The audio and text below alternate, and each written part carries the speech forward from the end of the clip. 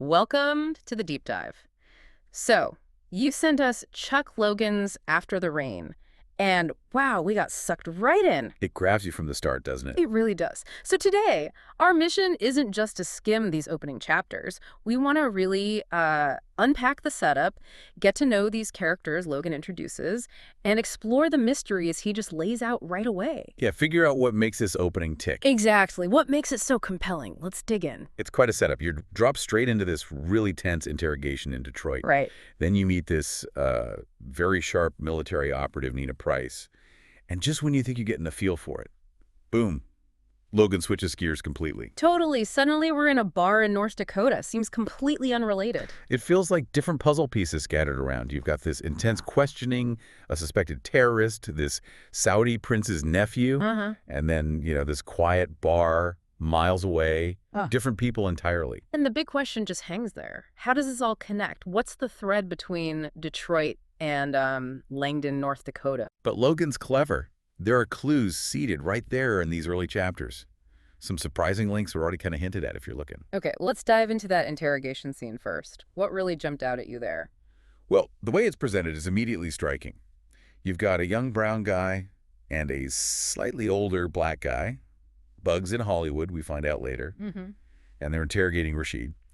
He's described as clean-shaven, manicured, but he's in his underwear, duct tape over his eyes. The contrast is jarring. Exactly. His sort of refined appearance against the rough situation, the duct tape, his captors, and that detail about him smelling of cologne, not fear or sweat. Yeah, what did you make of that? It completely throws you off. Totally. It dismantles any stereotype you might have. The intel says he's this rich kid, a dilettante slumming in jihad, should be easy to break. But he's not breaking. No. Hollywood's getting aggressive, grabbing his hair, demanding about moving something. It's clear pretty quickly that the intel was wrong. This guy is tougher than they thought. And then Major Nina Pryce walks in. And she changes the whole energy of the room. Logan gives us this really specific description. Rangy, athletic, 35, 5'9", 143 pounds. Even her clothes cut off Levi's ribbed tank top. It signals something different, doesn't it? Practical, direct, not what you'd maybe expect. Definitely not. And here's where it gets really interesting, like you said. Rashid reacts to her. Even blindfolded. Yeah. A slight hesitation, these little glances. And Logan's phrase, the clean physicality of her American woman's sweat. It's such a vivid, almost visceral detail. It is. What do you think that moment tells us? About the power dynamics, maybe? Even him being captive. It hints at something complex, maybe cultural perceptions colliding, or just a basic human reaction cutting through his ideology, and Nina picks up on it. She sees an opening. Right. She doesn't stick to the script. He asks for the restroom, the John, and she improvises. Adept. She clears out the women's room. Which leads to that unforgettable image. Oh, yeah. Duct taping him to the plumbing in a women's restroom. It's almost darkly funny, but it shows how adaptable she is. Thinking way outside the box. Unconventional is putting it mildly. Absolutely. And then she shifts to psychological tactics. Hits him right where it hurts, confronting his beliefs, the creepy shit he believes in. And uses that graffiti she saw in the army. Yeah. Never trust an animal that bleeds 5 days a month and doesn't die. It's blunt, almost brutal, trying to shatter his conviction. But she takes it even further, doesn't she? That's the really provocative part. It is. Using the feminine hygiene products, the sandbag, the pads, the tampon applicator. To leverage, as the book puts it, Wahhabi standards of uncleanliness. Wow. The idea that these things are ritually impure in some strict interpretations. Exactly. It's a calculated move, exploiting a deeply held belief to break his focus, his fatalistic desert trance. It's intense. What does that show about Nina? Her understanding of him. It shows incredible observation and, frankly, a willingness to use anything, even things tied to her own gender, her own identity. It's ruthless in a way. And the fact she lights up an American spirit right after. Yeah, that small detail says so much. The stress, the tension, the psychological cost of doing something like that, it grounds the whole bizarre scene. It really paints her as not just tough, but incredibly resourceful. Yeah. Mentally sharp. We also get that little glimpse of her personal life, too. Leaving her daughter, Kit, with her aunt in Ann Arbor. They just moved from Italy. Hints at the personal cost, right? A life disrupted. Definitely. In all this whole intense, unconventional interrogation leads to the crucial intel. Langdon, North Dakota. And the kicker. The person they're after isn't Middle Eastern. He's one of us. an American. Wow, that just flips everything, raises so many new questions. And Rashid, talking to the suits, later confirms it. This is big. The North Dakota connection is set. Okay, so, deep breath. We go from that claustrophobic room in Detroit to the wide open spaces of North Dakota. Let's shift focus to Langdon. Right. And we meet Ace Shuster, waking up feeling lucky in a bar. Logan sets the scene well. The bar isn't just a bar, it's for weddings, funerals, deliveries. It feels like the town's nerve center. The hub of a small, tight community. And right away, we meet Gordy Riker, who works there. Their chat about the cars is interesting. The red Volvo, Minnesota plates, Wellstone sticker, rainbow decal. Lost for sure, Ace jokes. Yeah. And then the old Chevy truck, Arizona plates. It establishes that small town thing. Outsiders get noticed immediately. Everything unusual stands out. There's also that quick, almost random bit of conversation about the missiles being removed, Ace remembering them from his childhood. What do you make of that? It just subtly weaves in this sense of history. This quiet landscape maybe wasn't always so quiet. It had this other strategic importance once, a hint of something bigger beneath the surface. But then that quiet is shattered. Yeah, angry voice screeching, a kid wailing, "Mom!" And in walks Nina Pryce. But she's different now, undercover, redhead. And Ace clocks her immediately.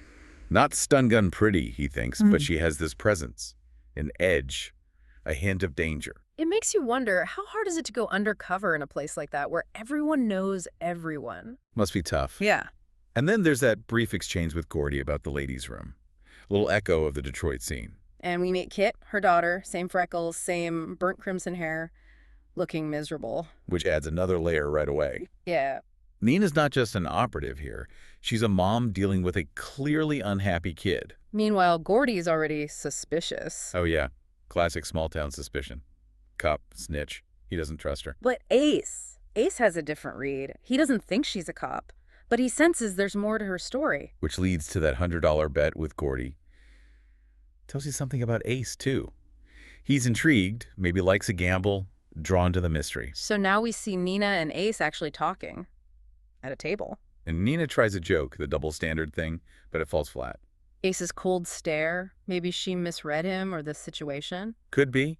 She picks up on the danger in his body language, though. Her instincts are still sharp, even undercover. Their first real conversation feels like probing, testing each other. Definitely.